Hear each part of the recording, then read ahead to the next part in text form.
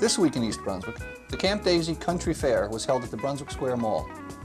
Running from Monday the 23rd to Saturday the 28th, the fair is sponsored by the East Brunswick Association for Brain Injured Children in cooperation with the Brunswick Square Mall Management, and the project was initiated to raise funds to purchase equipment and expand existing programs at Camp Daisy. Good evening, everybody. Thank you for coming to the Camp Daisy Fair, our first fair, country fair. I'd like to introduce my sweetheart and co-worker here and secretary and everything, Betty Kiss, John Runyon, Mayor Fox, the guy that made it all possible, Robert Colmel from the Square Mall. Thank you for coming, and we're going to have a ribbon-cutting ceremony. We're going to shoot a cannon, and our party's going to start. Oh, they're going to shoot a cannon.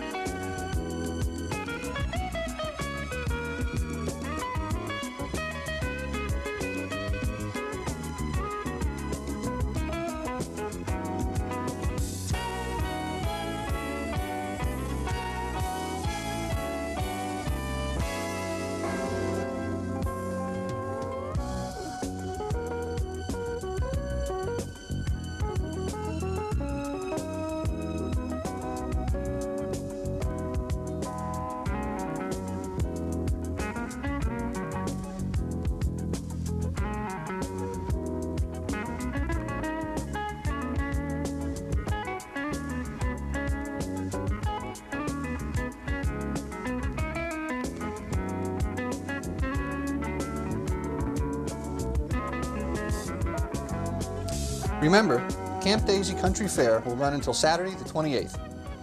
For additional information about the Association for Brain Injured Children, contact Betty Kiss at 254-4600, extension 236, or 257-7426, or Ron Wisniewski at 297-8027. Hello and welcome. My name is John Magliaro, host of Sports Talk, but tonight with you for this segment of This Week in East Brunswick. Behind me is a 1976 Chevy Blazer truck. It's no ordinary truck in the sense that this truck here is one of the premier show trucks on the East Coast. And with us is its owner, East Brunswick resident Willie Olivero. Willie, welcome to This Week in East Brunswick. How you doing, John? And I'd like to ask you, if you would, to explain what the sport is of show trucking. Well, this for me, it started back in 1976 when I first picked up the truck from the factory. I got involved with it through Vans. Vans were the premier show vehicles at the time. Trucks were just coming into the limelight. Since 1979, trucks have almost dominated most of the shows, where they have taken over almost completely, where 4x4s and trucks of this sort have taken over the #1 spot in shows. Well, it's obviously a beautiful truck. I wish, if you will, take some time and show us some of the features of the truck. Sure, sure. Willie, as we look at the front of the truck, if you would, please explain what we're looking at and what you've done to enhance the truck. Okay, from the whenever you start with a show truck, you have to start from the ground up. There is a 6-inch suspension lift on the vehicle. You can see truss bars, skid plates, suspension stabilizers, limiting straps for the axles. You'll see a dual shock setup on each corner of the vehicle.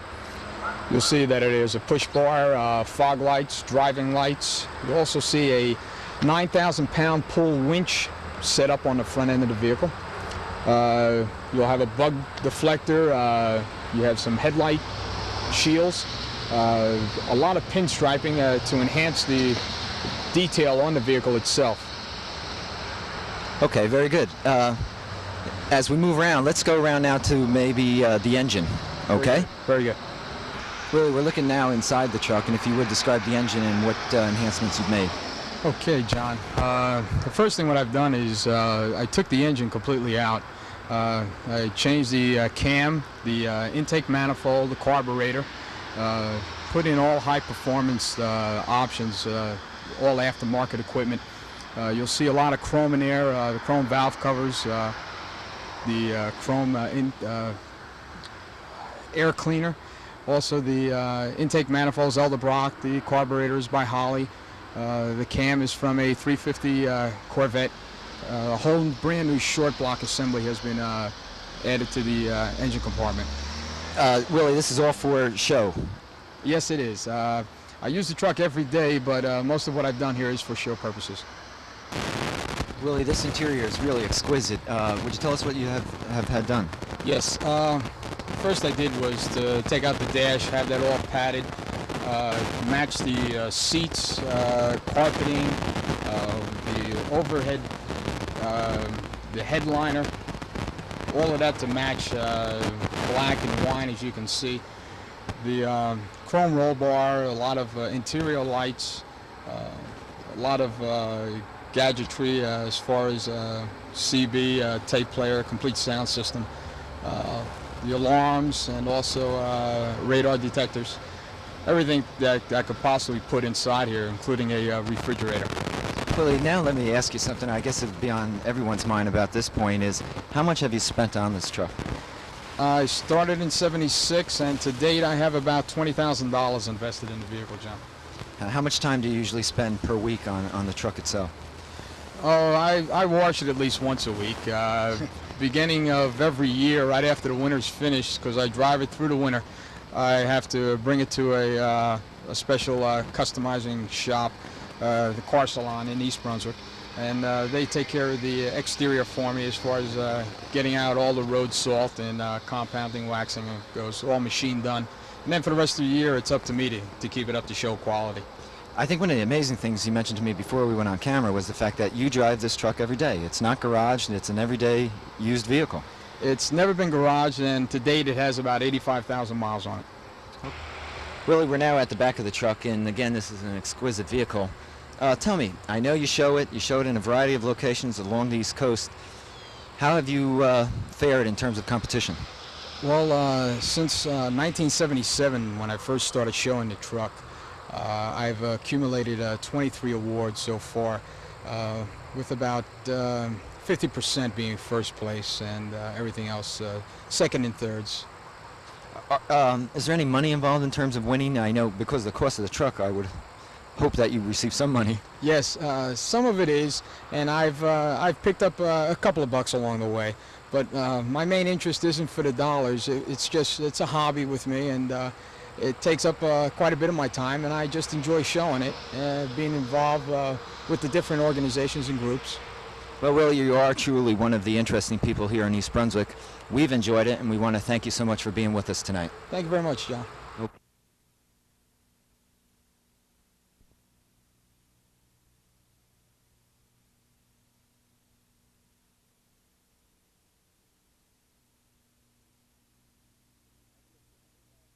As you have seen, Willie Olivero is one of the interesting people in East Brunswick. And the thing is, we're sure there are others like him out there. If you know of a neighbor, friend, relative who has some interesting hobby or sidelight, please let us know at the East Brunswick Library. We'd like to come down and film them. It's a feature that we think will be well received in town. For This Week in East Brunswick, I'm John Migliaro. Good night.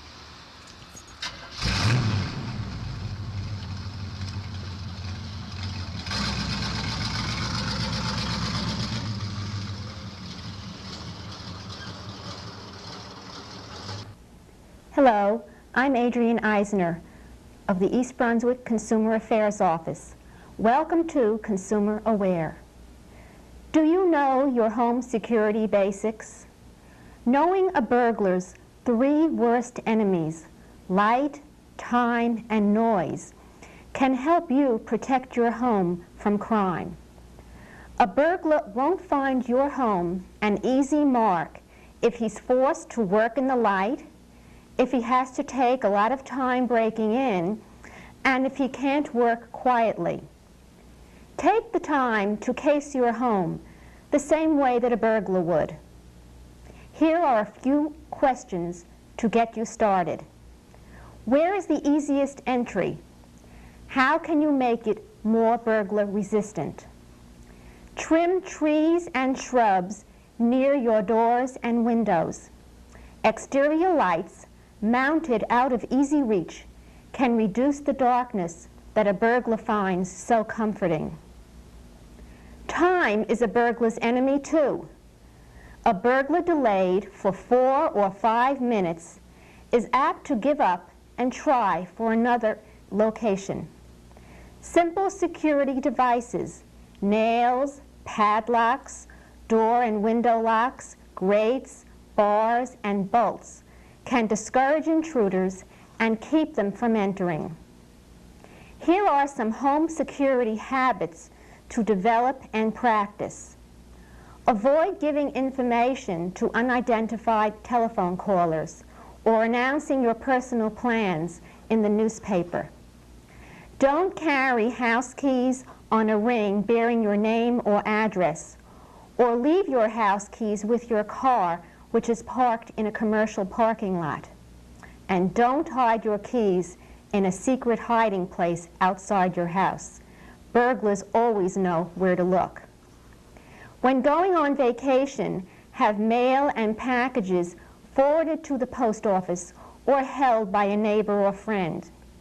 Arrange to have your lawn mowed or your walk shoveled. Use an automatic timer to control lights in your home. And be sure to tell a dependable neighbor that you will be away so that he can be on the lookout for anything suspicious.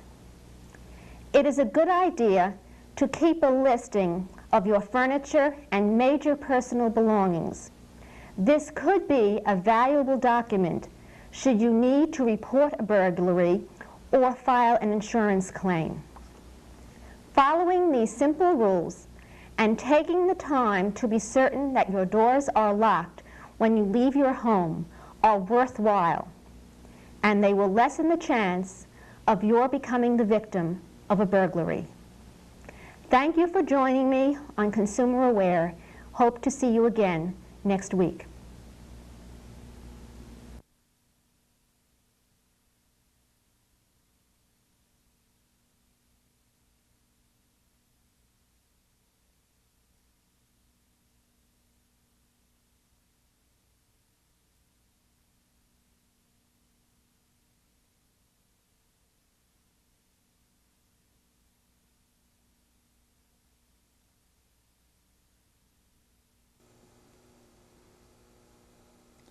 On Tuesday, the 24th, Mayor William Fox, accompanied by Acting Public Safety Director Captain Keck, held a press conference detailing the completed township investigation into the shooting death of Arthur Gaterz by Patrolman Thomas Bennett on June 20th. The chase. The department found that Officer Bennett's production of his weapon as he began the apprehension was consistent with all applicable state laws, state, county, and local regulations and policies, and the training offered police officers in the state and in East Brunswick. Mr. Gaterz appeared to be making desperate efforts to avoid apprehension. He had just led the police on a wild chase, during which he totally disregarded his own safety and the safety of others in his attempt to get away. During the chase, he nearly struck several cars.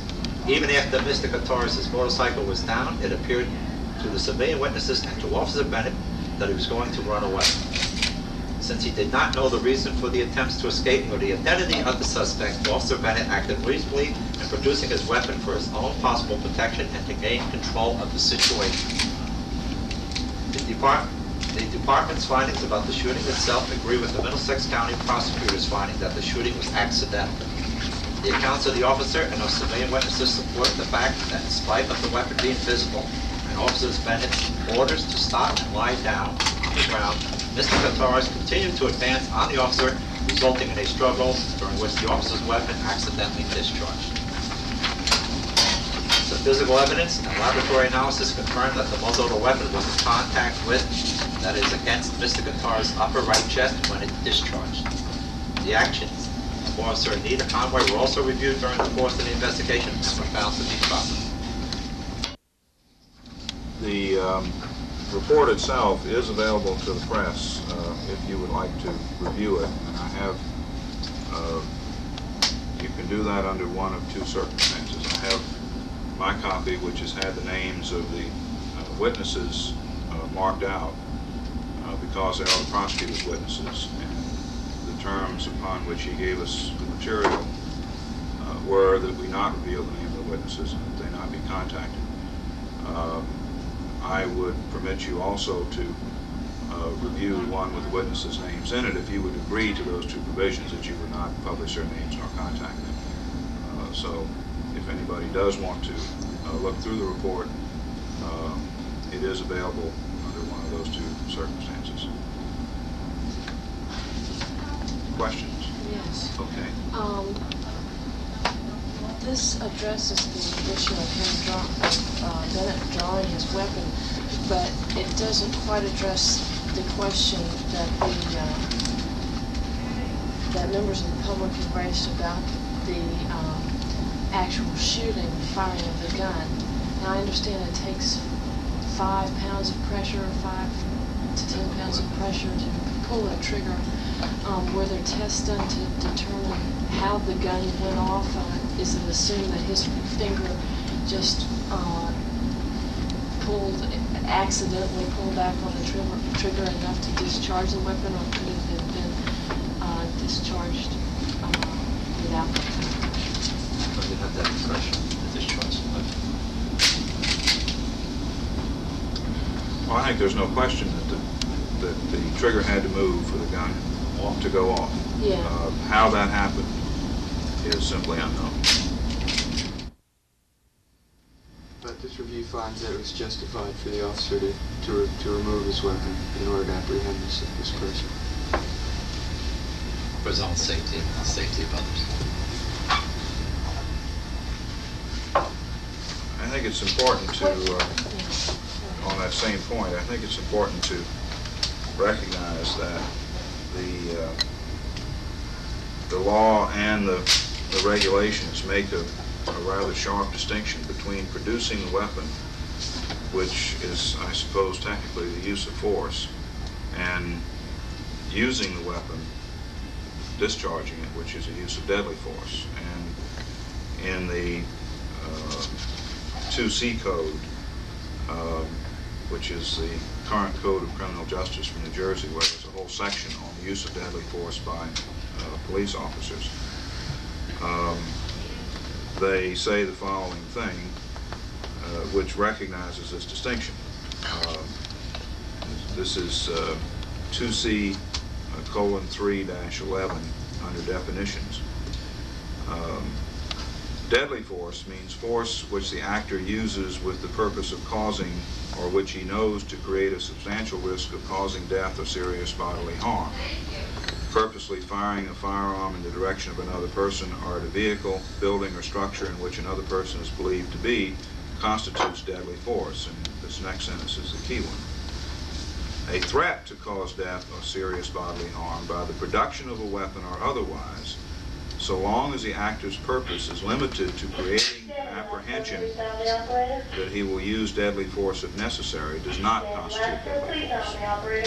And that isn't captured in the laws of our state, and it is followed through in the regulations promulgated by the Attorney General and local prosecutors, and which are incorporated into our regulations as standard operating procedures. I have a question about the actual contact between the victim and the police officer here. It said in the report that continued to come towards the police officer, and that was one of the reasons he had his gun drawn. When was the actual contact made? That's what I think. There was some debate at the beginning that whether Mr. Gaterz lurched at the police officer or whether he was just approaching the police officer. What made the actual contact between the two of them that produced the pressure that made that trigger go off? The contact was made at the time when he came up to Mr. Gaterz. Mr. Gaterz came up to the officer, they mutually came close, and he was trying to tell him, get down, stay away. And that's in trying to get the man down. The man coming in contact with the officer, and that's when they got discharged. In other words, the officer did not stand off and fire the weapon, even accidentally. They were actually grappling. Yeah. Another.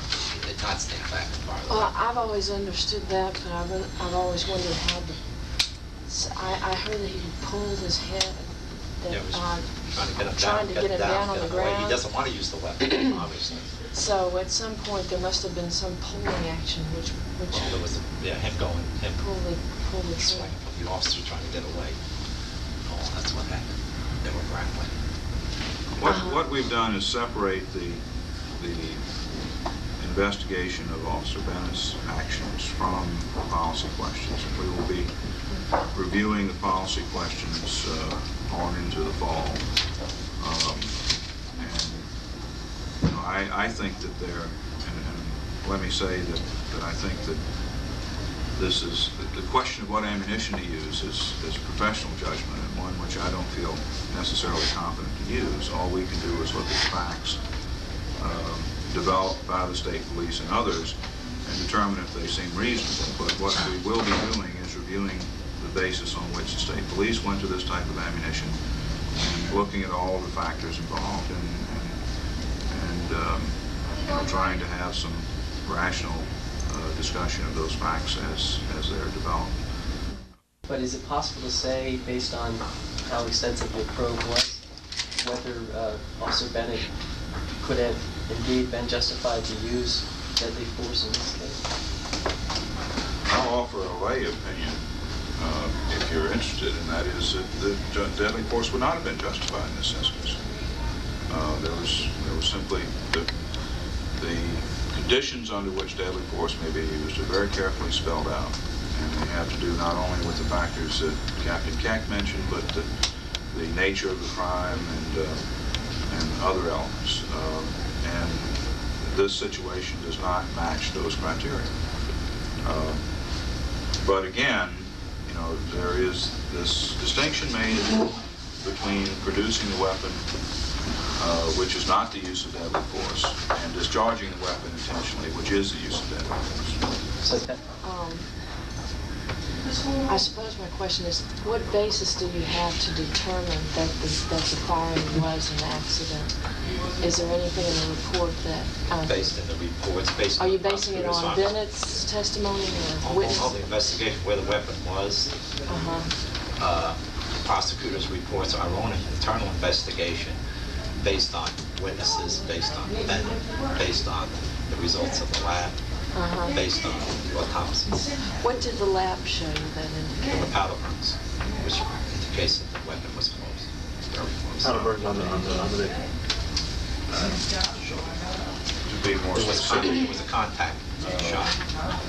this is the laboratory report from the State Police Laboratory, and what they were asked to do was determine the distance of the weapon from the leather jacket, which is what we had at that point. And their report is that there was a contact shot in the right shoulder of the leather jacket and corresponding holes in the underlying garments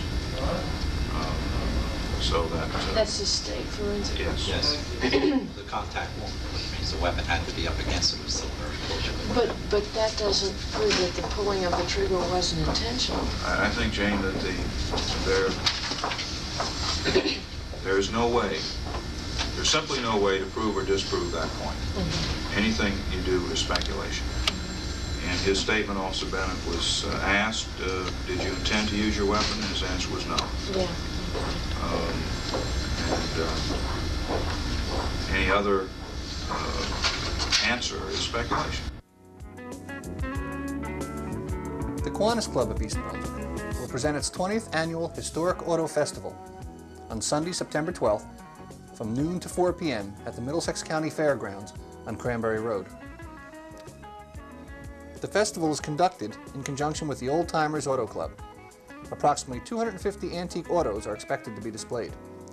Many of these autos have appeared in recent movies and television commercials. Special displays of antique fire engines and old military vehicles will be shown, and there will be entertainment, refreshments, a model car contest for youngsters, and a flea market of old car parts. Proceeds from the show will go to further the civic work of Kiwanis in the community, the majority of which is for youth and senior citizens.